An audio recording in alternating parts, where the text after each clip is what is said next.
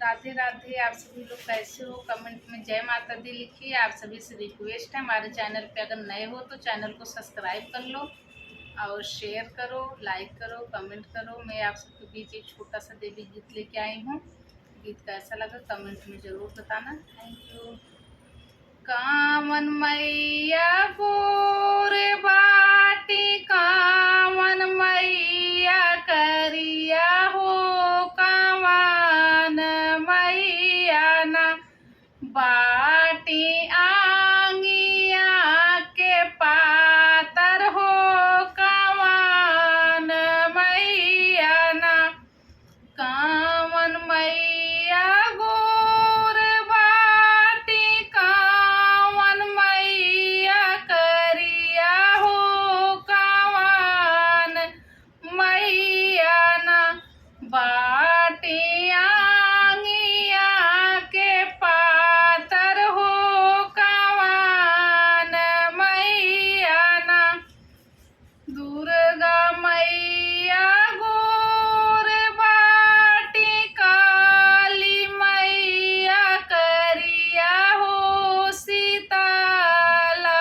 मैया ना बाटी आंगिया के पातर हो, सीताला मैया ना बाटी आंगिया के पातर हो, सीताला मैया ना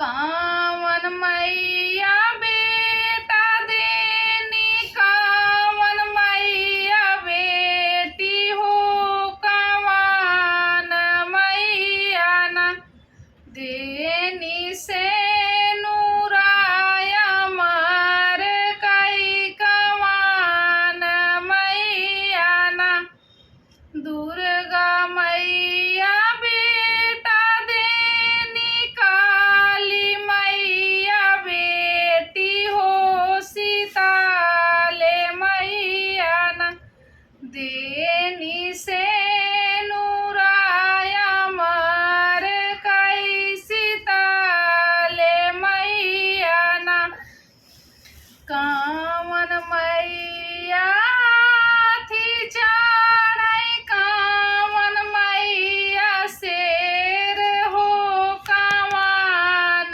मैया ना करई मुसवई का सावरिया हो, कामन मैया ना करई मुसवई का सावरिया हो, कामन मैया ना दुर्गा मैया